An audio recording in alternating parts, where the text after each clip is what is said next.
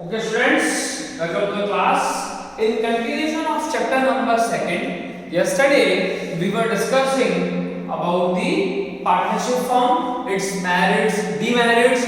Today we will discuss about the various forms of partnership firm, types of partnership firm on the basis of duration. There are basically two categorization in the private partnership firm. First is on the basis of duration.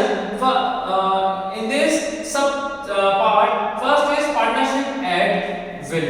देखिए, जब दो लोग, हमने पहले बात की है, अपने म्यूचुअल कंसेंट से कोई पार्टनरशिप फर्म को स्टार्ट करते हैं तो उसे हम पार्टनरशिप फर्म बोलते हैं। उन दोनों लोगों का जो कॉमन इंटरेस्ट है वो सेम है, उन लोगों ने एक दूसरे पे फेथ किया, that is why they were allowed या they were able to conduct a partnership firm. एक पार्टनरशिप फर्म उन लोगों ने बनाई।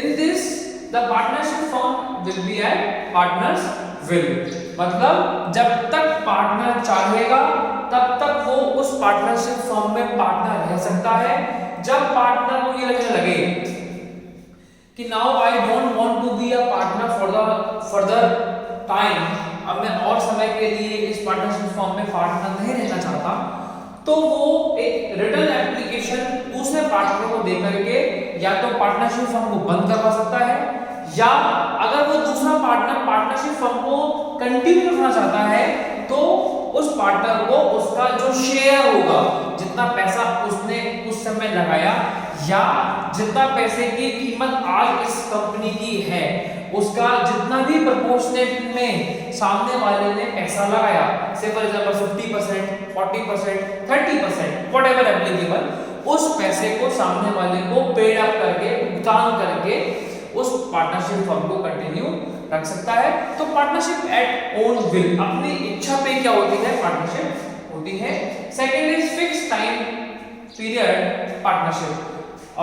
कुछ असाइनमेंट या कुछ टास्क में आप ऐसी पार्टनरशिप करते हो जो एक लिमिटेड या फिक्स टाइम पीरियड के लिए होती है, say for example 3 years, 5 years, 4 years.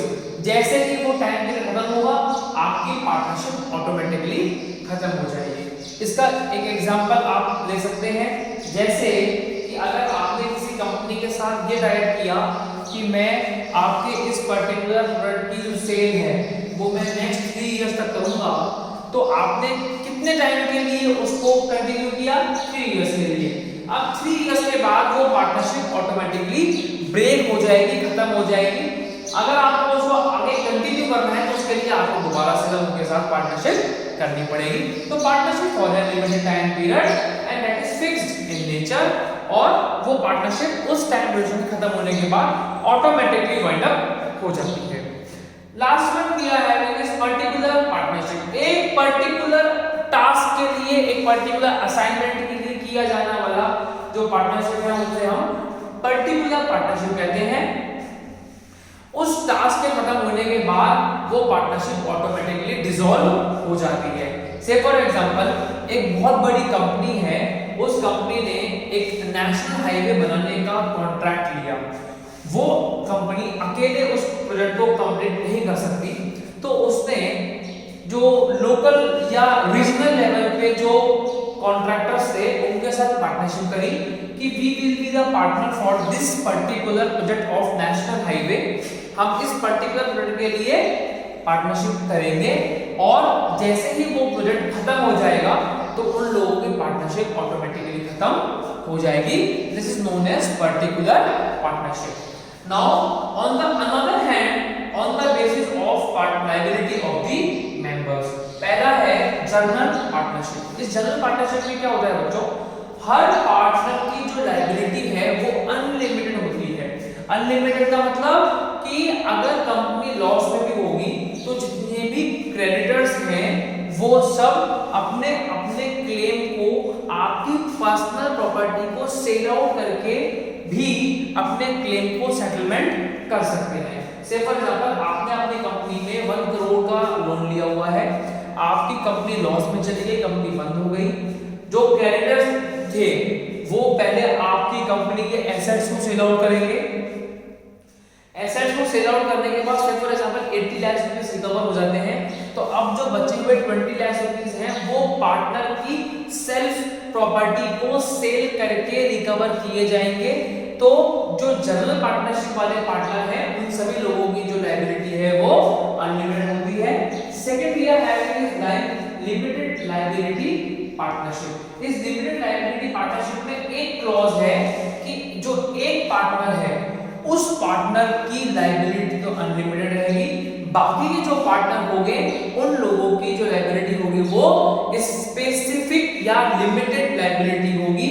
मतलब जितना भी उन लोगों ने शेयर आपकी कंपनी में इन्वेस्ट किया है उन लोगों की लायबिलिटी सिर्फ उस पैसे तक ही रहेगी। उन लोगों की प्राइवेट प्रॉपर्टी को कंपनी या उसके क्रेडिटर टच नहीं कर सकते। क्या बताया मैंने, इसका मेन क्लॉज क्या है, सिर्फ एक ही पार्टनर की लायबिलिटी अनलिमिटेड होगी। इसके तीन क्लॉज देखिए। जो लिमिटेड लायबिलिटी वाला पार्टनर है उसको हम कहते हैं स्पेशल पार्टनर और लिमिटेड पार्टनर। उसके बाद does not allow in the decision making of the management. Company के मैनेजमेंट के जो डिसीजन मेकिंग होती है उसके अंदर स्पेशल पार्टनर या लिमिटेड लायबिलिटी पार्टनर को हम इंक्लूड नहीं करते हैं। एंड तीसरा जो क्लॉज है वो ये है, बट द स्पेसिफिक पार्टनर और limited liability partner can inspect the journal accounts of the firm at any time. वो जर्नल अकाउंट्स को कभी भी इंस्पेक्ट कर सकता है। और specific partner limited liability partner can left the company at any time of period. किसी भी समय पे वो कंपनी को छोड़ सकता है, अपना शेयर बाहर निकाल सकता है। Now we are having types of partners. ये कुछ पार्टनर्स के टाइप हैं। First is active partner. Active partner is the person who participates in the decision making of the company। जो इंसान कंपनी की डिसीजन मेकिंग प्रोसेस में actively participate करता है, that person is known as active partner and all the active partners are having unlimited liability। Active partners की जो liability होती है वो क्या होती है, अनलिमिटेड होती है, because they are to participate in the decision making of the organisation. Second we are having sleeping और dormant partner. The partners who are having limited liability and do not participate in the decision making of the organisation are known as sleeping partner. उन लोगों का decision making में कोई भी interest नहीं होता है, ये कह लीजिए वो लोग डिसीजन मेकिंग में पार्टिसिपेट नहीं कर सकते just because of they are having limited liability. So these kind of partners are known as sleeping और dormant partner. Third is secret partner. The partner who does not want to show his identity as the partner of the company is known as secret partner. वो partners या वो इंसान जो अपनी खुद की identity को कंपनी के साथ मर्ज करना नहीं चाहता है, वो लोगों को नहीं बताना चाहता है कि मैं भी इस कंपनी का एक पार्टनर हूं, that partner is known as secret partner. उस सीक्रेट पार्टनर के दो काम होते हैं। पहला तो कंपनी के अंदर पैसे को इन्वेस्ट करना, और दूसरा उसकी जो लायबिलिटी होती है वो अनलिमिटेड होती है, चाहे वो सीक्रेट पार्टनर की क्यों ना हो। क्यों? क्योंकि आप सिर्फ अपना नेम डिस्क्लोज नहीं करना चाहते हो, आप सिर्फ लोगों को बताना नहीं चाहते हो कि मैं भी एक पार्टनर हूं, but you are a partner who is having unlimited liability because you are equally liable for profit and loss of the company. Company को चाहे प्रॉफिट होगा, कंपनी को चाहे लॉस होगा, वो जो भी होगा आप उसमें इक्वली लायबल हो। That is why your liability is unlimited.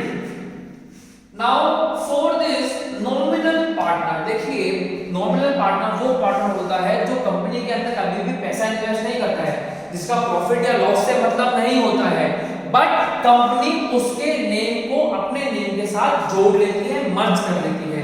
जैसे कंपनी का अगर कोई ब्रांड एम्बेसडर है, कौन है brand ambassador? For example luminous का ब्रांड एम्बेसडर कौन है? सचिन तेंदुलकर। आप ल्यूमिनस के ओनर को नहीं जानते हो, लेकिन आप ल्यूमिनस ब्रांड को क्यों जानते हो? क्योंकि ल्यूमिनस ब्रांड का जो एडवर्टाइजमेंट है वो सचिन तेंदुलकर खुद जानता है कंपनी। सचिन का नाम कैसा लगा हुआ ल्यूमिनस इन्वर्टर्स में, ना सचिन को वहां से प्रॉफिट या लॉस मिलता है, but Sachin is correlated with the name image of the Luminous inverters. Luminous inverter के नेम के साथ उसका नाम जुड़ा हुआ है, that is why Sachin will be called as the nominal partner. उसका ना तो डिसीजन मेकिंग में कोई रोल है, ना उसका प्रॉफिट एंड लॉस में कोई शेयर है, ना वो पैसे इन्वेस्ट करता है, but Sachin will be known as nominal partner for the Luminous inverters. Now nominal partner can also be classified into two parts. First is nominal partner by estoppel. Estoppel का मतलब क्या हो गया है यहाँ पर कि जिस पार्टनर ने अपने वर्ड्स दे दिए कि हाँ I am also a partner in the company. Say for example एक पर्सन है B, वो B पर्सन एक कंपनी में या कह लीजिए एक बैंक में लोन लेने के लिए गया कि I want loan। तो बैंक का जो मैनेजर है वो ये बोलता है कि आई डोंट नो यू, आप कौन है मैं आपको नहीं जानता। तो आप अपने साथ ए पर्सन को लेके जाते हो जो बैंक मैनेजर को जानता है। तो बैंक मैनेजर के सामने जब ए की इमेज बहुत बढ़िया है तो बैंक मैनेजर ए से पूछता है डू यू नो हिम, क्या आप इनको जानते हैं? अगर ए ने कह दिया yes I am also a partner in his firm, मैं भी इस फर्म में पार्टनर हूं, तो बैंक मैनेजर ए की इमेज पे बी को लोन इशू कर देगा। क्यों? क्योंकि ए ने अपने वर्ड्स अपने मुंह से कह दिया कि I am also a partner in the firm of B, मैं बी की कंपनी में एक पार्टनर हूं। ये किसने कह दिया? ये ए ने कह दिया। बैंक मैनेजर को रिलायबिलिटी मिल गई और बैंक मैनेजर ने बी को लोन इशू कर दिया। तो this is known as nominal partner by estoppel, मतलब पार्टनरशिप बाय वर्ड्स। जिसने अपने वर्ड्स दे दिए, जिसने बोल दिया कि हाँ आई am also a partner in the company. Another part is nominal partner by holding out. अगर एक पर्सन इज ए और बी पर्सन लोगों को ये बताता है कि a person is also my partner just to encash his identity, his image in the society. Society में ए पर्सन की जो बेहतरीन इमेज है, जो आइडेंटिटी है, उसको एनकैश करने के लिए बी आदमी अगर ये कह रहा है कि ए इज माय पार्टनर, तो पार्टनर ए को कोई ऑब्जेक्शन नहीं है, वो उस चीज को मना नहीं कर रहा है कि नहीं मैं तो इसमें पार्टनर नहीं हूं, वो कुछ नहीं बोल रहा है। बी लोगों को ये बता रहा है कि ए इज माय पार्टनर और उसकी इमेज पे वो गेम खेल रहा है। ए को इसमें कोई प्रॉब्लम नहीं है, कोई ऑब्जेक्शन नहीं है, then A will be known as nominal partner by holding out, मतलब no objection when other says him as a partner. जब लोग उसको अपना पार्टनर बता रहे हैं तो उस आदमी को कोई ऑब्जेक्शन नहीं है।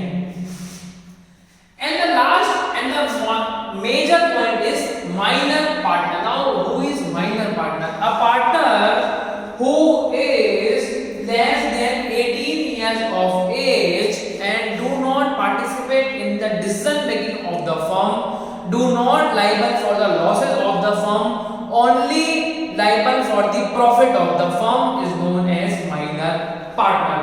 वो इंसान जिसने अभी तक 18 इयर्स की एज को पूरा नहीं किया है। दूसरा, वो मैनेजमेंट के किसी भी डिसीजन में पार्टिसिपेट नहीं कर सकता। तीसरा, माइनर पार्टनर का कंपनी को हो रहे लॉस में कोई लेना देना नहीं है। और चौथा, माइनर पार्टनर सिर्फ कंपनी को हो रहे प्रॉफिट में लायबल होगा, उसको सिर्फ प्रॉफिट मिलेगा। That person is known as minor partner. अब आप कहेंगे सर माइनर पार्टनर तो पार्टनर बन ही नहीं सकता। वो पार्टनर कब बन सकता है? Say for example partner A partner B, दो लोगों ने फर्म स्टार्ट करी। अब भगवान नहीं करे पार्टनर ए की डेथ हो जाती है, तो पार्टनर ए का जो सन या डॉटर है, कोई भी है, वो अगर उस कंपनी का माइनर पार्टनर बनने के लिए रेडी हो जाता है कि हाँ मैं आपसे पार्टनरशिप अभी ब्रेक करना नहीं चाहता, या उसके फैमिली वाले बोलते हैं कि हम आपके साथ पार्टनरशिप को ब्रेक नहीं करेंगे, पार्टनरशिप चल रही है चलने दीजिए, ये आपका माइनर पार्टनर बन जाएगा, ये आपके किसी भी डिसीजन में पार्टिसिपेट नहीं करेगा, इसका कंपनी में किसी भी तरह के लॉस से मतलब नहीं होगा, होगा, कंपनी को जो प्रॉफिट मिलेगा वो बराबर से इसको भी मिलेगा, तो वो पर्सन क्या बन सकता है, minor partner. And at the age of 18, जैसे ही वो माइनर पार्टनर 18 एज का हो जाएगा, then the partner will automatically converted into major partner. वो क्या बन जाएगा फिर, मेजर पार्टनर बन जाएगा, जो कंपनी की हर तरह के डिसीजन मेकिंग में इक्वली पार्टिसिपेट कर सकता है, और जिसका अनलिमिटेड लायबिलिटी होने के कारण कंपनी के लॉस और प्रॉफिट दोनों में इक्वली पार्टिसिपेशन होगा, that then it will be known as major partner. और ये इसका कॉन्सेप्ट है इसका माइनर पार्टनर का। So these are the types of partners and these are the types of partnership firms. Thank you.